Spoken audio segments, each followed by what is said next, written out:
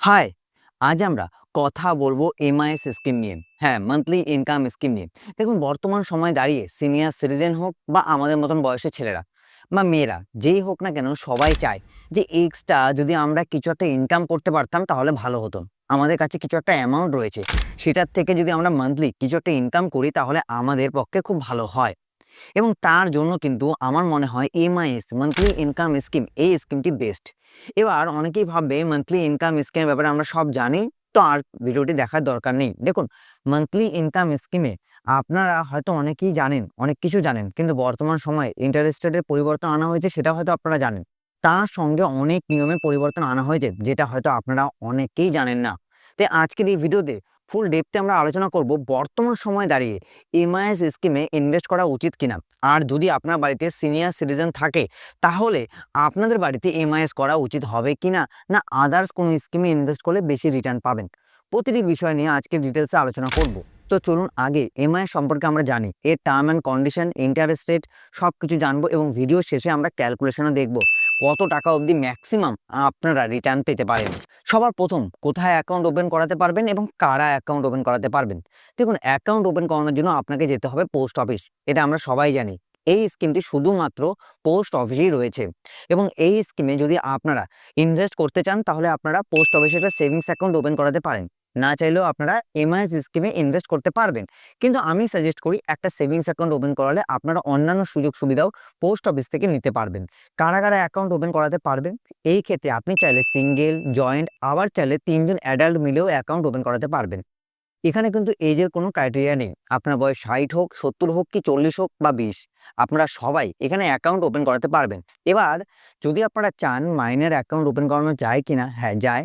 সেই ক্ষেত্রে মাইনরের বয়স হতে হবে ১০ বছর এবং তার নামে তখনই অ্যাকাউন্ট ওপেন হবে। যখন মাইনরের বয়স ১৮ বছর হয়ে যাবে তখন সেই মাইনরের নামে অ্যাকাউন্টটি ট্রান্সফার হয়ে যাবে। তার আগে গার্জিয়ান যে কেউ হোক না কেন সেই অ্যাকাউন্টটিকে কন্টিনিউ করতে পারবে। যদি আপনারা এই এমআইএস অ্যাকাউন্ট ওপেন করাতে যান তাহলে আপনাদের কাছ থেকে কিন্তু আধার, প্যান, ফটো, ইমেল আইডি এইসব জিনিসপত্র নেওয়া হবে বা ডকুমেন্টস নেওয়া হবে। এবার যদি আপনারা সেভিংস অ্যাকাউন্ট ওপেন করান পোস্ট অফিসে সেই ক্ষেত্রেও এই একই ডকুমেন্টস কিন্তু আপনাদের কাছ থেকে নেওয়া হবে। এছাড়াও ৫০০ থেকে ১০০০ টাকা আপনার ডিপোজিট করতে লাগতে পারে। বাকি এমআইএস অ্যাকাউন্ট যদি আপনারা ওপেন করান সেই ক্ষেত্রে ম্যাক্সিমাম কত টাকা ইনভেস্ট করতে হবে, মিনিমাম কত টাকা ইনভেস্ট করতে হবে সেটাও জানাও কিন্তু খুব দরকার। যদি আমরা বলি ম্যাক্সিমামের কথা তাহলে আপনারা ম্যাক্সিমাম সিঙ্গেল অ্যাকাউন্টে ৯ লক্ষ টাকা ডিপোজিট করতে পারবেন এবং যদি আমরা মিনিমামের কথা বলি তাহলে আপনি সেটা ১০০০ টাকা থেকে শুরু করতে পারেন। যদি আপনারা জয়েন্ট অ্যাকাউন্ট ওপেন করান সেই ক্ষেত্রে আপনারা ম্যাক্সিমাম ১৫ লক্ষ টাকা অবধি ডিপোজিট করতে পারবেন এবং ওই আবার বললাম মিনিমামে কোনো লিমিট নেই, ১০০০ টাকা থেকে শুরু করলেই হলো। আর এখানে একটা প্রশ্ন আসে, সিঙ্গেল অ্যাকাউন্টে ৯ লক্ষ টাকা, জয়েন্ট অ্যাকাউন্টে ১৫ লক্ষ টাকা, মানে যদি ডবলও করতাম তাহলে ১৮ লক্ষ টাকা হওয়ার কথা ছিল, তাহলে ১৫ লক্ষ কেন? আমি ভিডিও শেষে কিছু ট্রিক্স নিয়েও আলোচনা করব কিভাবে আপনারা সবথেকে বেশি ইনকাম করতে পারবেন এই এমআইএস স্কিম থেকে। যদি আপনারা ৩ জন অ্যাডাল্ট মিলে অ্যাকাউন্ট ওপেন করান সেই ক্ষেত্রেও কিন্তু ম্যাক্সিমাম ১৫ লক্ষ টাকাই ডিপোজিট করতে পারবেন। এবার আসি প্রি ম্যাচুরিটি ক্লোজার। দেখুন বর্তমান সময়ে আমরা যে কোনো স্কিমে ইনভেস্ট করি না কেন প্রি ম্যাচুরিটি অপশন থাকা বাধ্যতামূলক, কারণ আমাদের টাকা যে কোনো সময় দরকার পড়তেই পারে। তো এই স্কিমেও প্রি ম্যাচুরিটি রয়েছে মান্থলি ইনকাম স্কিমে। এখানে যদি আপনারা ইনভেস্ট করেন তাহলে ১ বছর অবধি আপনারা কোনোভাবেই টাকা তুলতে পারবেন না বা অ্যাকাউন্ট ক্লোজ করাতে পারবেন কিছু কন্ডিশনে, সেটা আমি আলোচনা করছি। কিন্তু কোনো কারণ ছাড়া আপনি যদি চান যে গিয়ে আমি অ্যাকাউন্টটা ক্লোজ করিয়ে দেবো, আমার টাকার দরকার উঠিয়ে নেব, সেটা আপনি করতে পারবেন না ১ বছর অবধি। আর যদি আপনারা আজকে থেকে ইনভেস্টমেন্ট শুরু করে ৩ বছরের মধ্যে ১ বছর অবধি তুলতে পারবেনই না, সেই ১ বছর বাদ দিয়ে বাকি ২-৩ বছরের মধ্যে যদি উইথড্র করান সেই ক্ষেত্রে আপনার ডিপোজিট অ্যামাউন্ট থেকে 2% কাটা হবে। হ্যাঁ, ডিপোজিট অ্যামাউন্ট থেকে 2%, ইন্টারেস্ট রেট থেকে নয়। তাহলে বুঝতেই পারছেন আপনি ৯ লক্ষ টাকা যদি ইনভেস্ট করেন তার থেকে 2% কেটে নেওয়া হবে। যদি আপনি ৫ লক্ষ টাকা ইনভেস্ট করেন তার থেকে 2% কেটে নেওয়া হবে। এবং যদি আপনি ৩ বছর পরে গিয়ে টাকা উইথড্র করান সেই ক্ষেত্রে আপনার ডিপোজিট অ্যামাউন্ট থেকে 1% কাটা হবে। এবার ৩ বছর পর থেকে বলছি, মানে ৪ আর ৫, কারণ এই স্কিমটি এমআইএস স্কিমটি ৫ বছরের, মানে ৫ বছর অবধি আপনারা মান্থলি ইনকাম করতে পারবেন প্রতি মাসে মাসে। এবার সেই ম্যাচুরিটি হওয়ার আগের দিন অবধি যদি আপনি ভেঙে দেন বা আপনি টাকা উইথড্র করিয়ে নেন তো সেই ক্ষেত্রে আপনি কিন্তু আপনার ডিপোজিট অ্যামাউন্ট থেকে 1% পেনাল্টি আপনাকে পে করতে হবে। এবার অনেকের মধ্যে একটা প্রশ্ন আসবে, যদি আমার দরকার পড়ে, খুব ইমার্জেন্সি হয়, সেই ক্ষেত্রেও কি আমি অ্যাকাউন্ট ক্লোজ করাতে পারবো না? হ্যাঁ, ২-৩টা কন্ডিশনে পারবেন। কোড বাই অর্ডার, যদি কোর্ট থেকে অর্ডার দেওয়া হয় অ্যাকাউন্ট ক্লোজ করিয়ে আপনার টাকা আপনাকে ফেরত দেওয়া, সেই ক্ষেত্রে কোনো পেনাল্টি লাগবে না, উইথ ইন্টারেস্ট আপনি পেয়ে যাবেন। বা কোনো গ্যাজেটেড অফিসারের সাইন, বা তার সঙ্গে ৩ নম্বর অপশন রয়েছে, যদি অ্যাকাউন্ট হোল্ডারের কোনো কারণে ডেথ হয়ে যায়। এই ৩টে অপশন ছাড়া আপনি কোনোভাবেই প্রিম্যাচুরিটি যদি করান, তাহলে আপনাকে পেনাল্টি পে করতেই হবে। বর্তমানে যদি আমরা এমআইএস এর ইন্টারেস্ট রেট দেখি, তাহলে দেওয়া হচ্ছে 7.4%। হ্যাঁ, অনেকে মনে হতে পারে কম, কিন্তু মান্থলি ইনকামের ক্ষেত্রে এটা ভালো ইন্টারেস্ট রেট। 7.4% এটা কিন্তু পার অ্যানাম দেওয়া হয়। এবার চলুন ক্যালকুলেশন দেখব। তার আগে মাসে মাসে ইনকামের কথা আমরা জানলাম, কিন্তু আপনারা কি জানেন মাসে মাসে ইনকাম করতে আমরা পাচ্ছি 7.4%। আমরা যদি অন্য কোথাও ইনভেস্ট করি, তাহলে আমরা 8%-এর মতো রিটার্ন পেতে পারি। হ্যাঁ, সেটা অন্য কোথাও নয়, আমাদের সবার একটা বিশ্বস্ত জায়গা, সেটা হলো ফিক্সড ডিপোজিট, যেটাকে আমরা বলে থাকি এফডি। এফডি থেকেও বর্তমান সময়ে 8%, মানে 8% অব্দি পাওয়া যায়। হ্যাঁ, এবার অনেকের মধ্যে একটা প্রশ্ন আসবে, কিছুদিন আগেও আমি একটা ভিডিও বানিয়েছি যেখানে 6-7%, তাও আবার সুপার সিনিয়র সিটিজেন হলে তবেই পাওয়া যায় 7%-এর কাছাকাছি। জেনারেলদের জন্য তো 6%, 5.5 এরকমই রয়েছে, এর উপরে যায়ই না, বা 6.5 ম্যাক্সিমাম। কিন্তু 8%ও জেনারেলরাও পেতে পারেন যাদের বয়স 60 বছরের কম।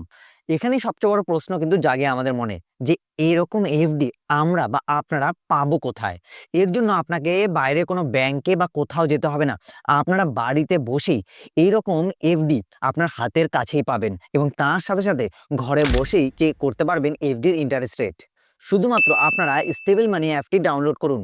এই একটি অ্যাপের মাধ্যমে আপনারা ভারতের 9টি ব্যাংক এবং 3টি এনবিএফসি নন ব্যাংকিং ফাইন্যান্সিয়াল কোম্পানির এফডিতে ইনভেস্ট বা ডিপোজিট করতে পারবেন, যেখানে সুদের হার পাওয়া যাচ্ছে 8% অবধি।